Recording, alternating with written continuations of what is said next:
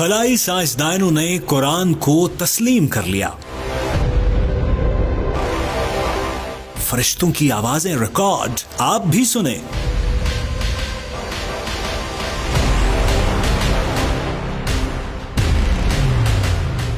خلائی ادارے نے واقعہ معراج کی تصدیق کر دی. اللہ پاک ہی ہے جو انسانوں کو علم عطا فرماتا ہے، کائنات کے کئی راز افشا کراتا ہے. جوں جوں خلا میں تحقیق کرنے والے سائنسدان ستاروں کے جہاں میں داخل ہوتے جا رہے ہیں، انہیں آخری آسمانی کتاب قرآن پاک کی ایک ایک آیت پر یقین کامل ہوتا جا رہا ہے. خلائی سائنس پر کام کرنے والے ادارہ ناسا کے سائنسدانوں کے پاس کائنات کے ایسے راز افشا ہو رہے ہیں کہ ان میں بیان کرنے کی ہمت پیدا نہیں ہو رہی ہے. ایسا ہی ایک راز اللہ کے فرشتوں کے بارے ناسا کی ابتدائی تحقیق میں سامنے آیا ہے، جنہیں انتہائی جدید اور انتہائی حساس آلات سے ریکارڈ کیا گیا ہے، جس کے بعد انہوں نے واقعہ معراج کے بارے آخری نبی صلی اللہ علیہ وآلہ وسلم کی احادیث پر ریسرچ شروع کی تو تصدیق ہو گئی کہ وہ خدائے یکتا ہی ہے جو کل کائناتوں کو چلا رہا ہے.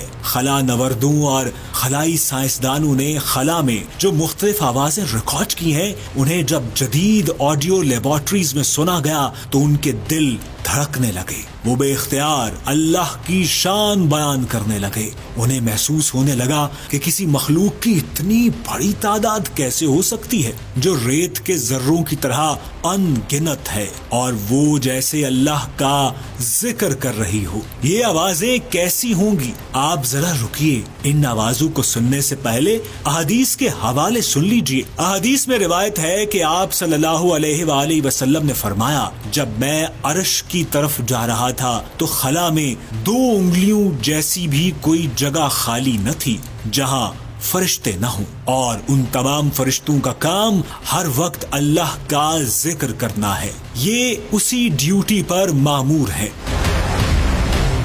آپ صلی اللہ علیہ وآلہ وسلم نے فرمایا کہ تمام آسمان ایسے لرز اور چٹک رہے تھے کہ جیسے ابھی گر جائیں گے. صحابہ نے پوچھا، ایسے مضبوط آسمان کیسے چٹک سکتے ہیں؟ آپ صلی اللہ علیہ وآلہ وسلم نے فرمایا کہ فرشتوں کی تعداد اتنی زیادہ ہے کہ جب وہ اللہ رب العزت کی تسبیح کرتے ہیں تو ان کی آواز سے آسمان چٹکنے لگتا ہے. سائنسدانوں کا خیال تھا کہ چونکہ خلا میں کوئی ایسا مادہ موجود نہیں ہے کہ جس میں آواز سفر کر سکے، اس لیے خلا میں کسی بھی قسم کی آواز سنائی دینے کا تصور بھی ممکن نہیں تھا، اور خلا میں جانے والے اس کی تصدیق بھی کرتے رہے. جب خلا کے لیے تیار کیے گئے آلات جدید ٹیکنالوجی سے مزید حساس بنا لیے گئے تو سائنسدانوں نے خلا کی آوازوں کو ریکارڈ کرنے کا ارادہ کیا. وہ اس کام میں کامیاب ہوئے.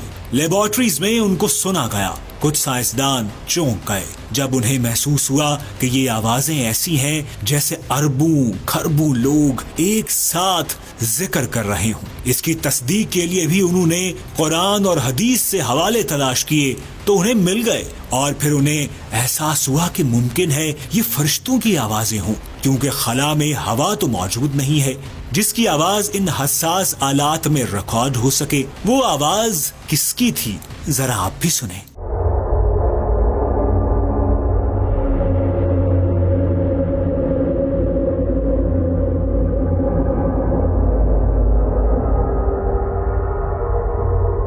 آپ اس آواز کو دوبارہ سنیں تاکہ آپ کو بھی اس ویڈیو کے آخری حصے میں تصدیق ہو سکے.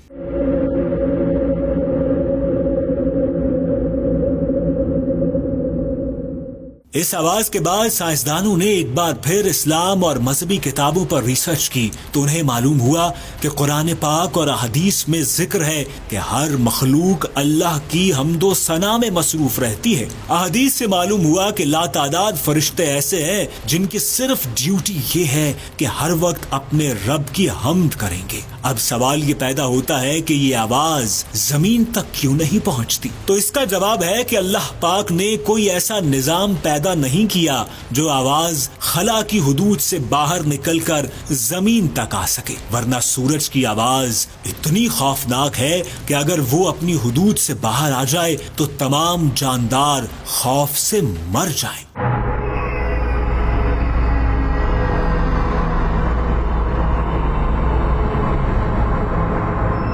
آپ ثبوت کے لیے سورج کی آواز کا انتہائی کم ترین حصہ سن کر اندازہ لگائیں تو معلوم ہوگا کہ اگر ایسا ہے تو پھر دوزخ کی آگ کی آواز کتنی خوفناک ہوگی۔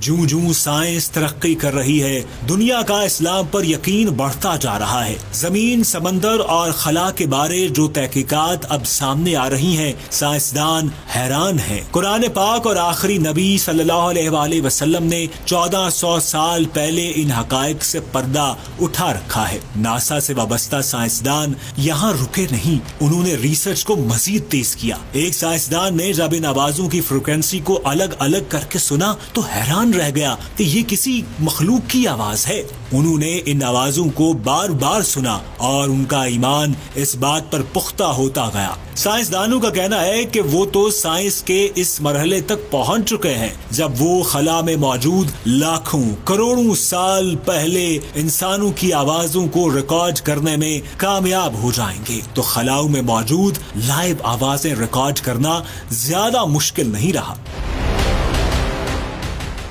علماء کرام کا کہنا ہے کہ قرآن پاک میں اللہ پاک نے کائنات کی ہر چیز پر غور کرنے کا بارہا ذکر کیا ہے۔ دنیا بھر کے سائنسدان اللہ کی طرف سے دی گئی اجازت کے تحت کائنات کے اسرار و رموز پر غور کرتے ہیں اور اللہ پاک انہیں اتنا ہی علم عطا فرمائے گا جس میں اللہ پاک کی رضا ہوگی۔ اس کا مطلب ہے کہ اگر اللہ پاک خلاؤں میں موجود آوازوں کو سنوانا چاہے گا تو سنوائے گا۔ علماء کا کہنا ہے کہ اللہ پاک کا قرآن میں ایک ایسا فرمان ہے جس کو پوری دنیا اپنی آنکھوں سے لائیو دیکھتی ہے۔ قرآن میں اللہ کا فرمان ہے کہ بعض سیارے ایسے ہوتے ہیں جو عالم بالا کی حفاظت کرتے ہیں، ان کی ڈیوٹی یہ ہوتی ہے کہ یہ عالم بالا میں جو فیصلے اس عالم کے بارے میں ہوتے ہیں شیاطین کو ان کے بارے میں معلومات حاصل کرنے سے روکتے رہتے ہیں۔ جب بھی کوئی شیطان عالم بالا سے کوئی راز چرانے کی صحیح کرتا ہے تو شہاب ثاقب اس کا پیچھا کرتے ہیں اور ان کو مار کر ہانک دیتے ہیں۔